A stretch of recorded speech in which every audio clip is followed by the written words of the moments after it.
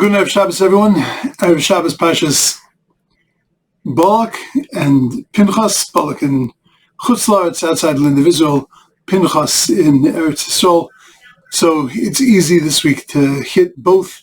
The end of the Parsha is the end of Parshas Balak is the beginning of Parshas Pinchas, the story of Pinchas after Bilam fails miserably and tried to curse the Jewish people and to weaken them. So he comes up with a new plan.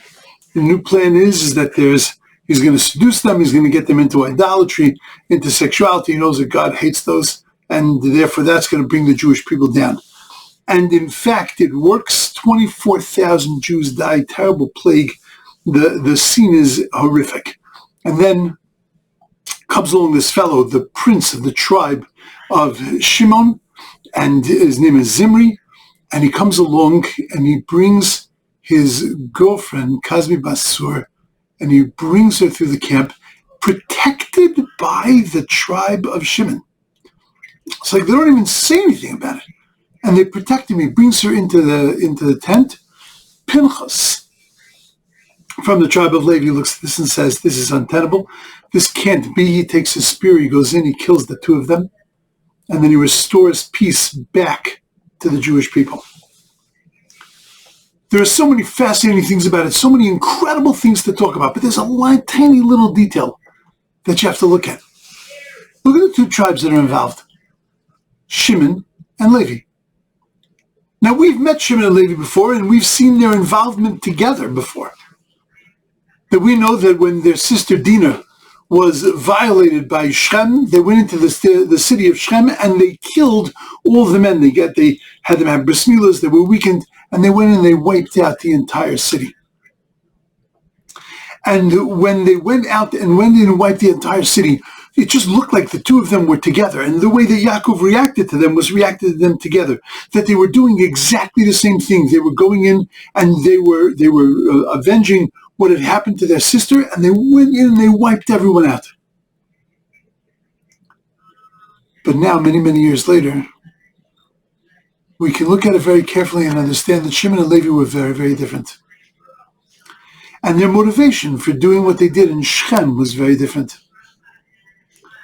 You see, when you look at it now, you realize that Shimon, the tribe of Shimon, what motivated them was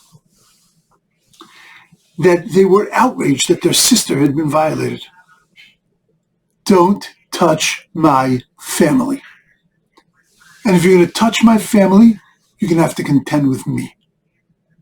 And I'm not going to tolerate what you do to my family, because family comes first.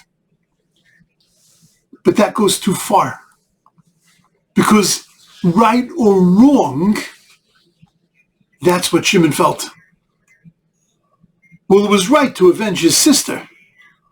But now to protect Zimri and not to say anything about it, and not for anybody to throw their hands up in the air and say, how can we allow this to happen? That's taking family first, one step too far. But that was the motivation of Shimon. But it wasn't the motivation of Levi. Levi's motivation was to avenge the wrong that was done to God. That when Shem violated Dinah, he was a Chilul Hashem, he went against God. And therefore what he was doing was he was avenging the name of God when he went into the town and he wiped them out. Very different than Shimon. And how do I know that? Because look now. Sure, family comes first, but God comes before everything. And therefore Pinchas from Levi goes in, Bekanias Kinosi, and he avenges the name of God and the wrong that was done to God. And now I understand exactly who Levi was and exactly who Shimon was. Fast forward. What happens to Levi when they come into the land of Israel? Levi gets no portion of the land. He gets 48 cities, gets spread around the land, because we need Levi everywhere. Because we need that sense of godliness, that sense of avenging God, that sense of feeling that connection to God. He sets up these cities that when a person needs that kind of connection, when a person kills inadvertently, they run to one of those cities in order to be able to get that redirection and reorientation of what life is all about, to get that little bit of godliness. Shimon also split up in the tribe of Yehuda, subsumed inside of his territory. And what happens to Shimon? They become the teachers of Klal Yisrael, because they have an underlying sense that is needed for a teacher, which is family first.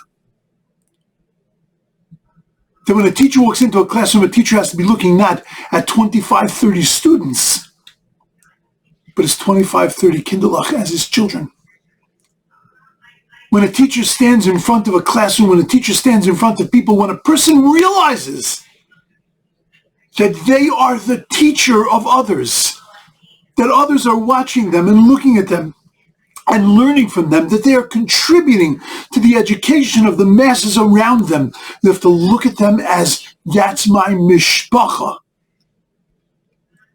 That's my family. And family first. Because in the classroom of life, family's got to come first. We got to have that connection with God. And we got to have that sense that every single person is part of my family, part of my mishpacha. And when you have that sense, you treat them different, you talk to them differently. You acted differently in front of them. And that's another incredible message that we cull from looking carefully at last week's Parsha, or this week's Parsha in Chutz La'aretz, from looking at Balak and looking at Pinchas, from looking at the story, looking at the interplay between Shimon and Levi, looking at them historically. We come to the realization that these are two very different attitudes, but two attitudes that are fundamental to the growth of every human being. I am here as God's representative, and you, my fellow Jew, you're my mishpacha.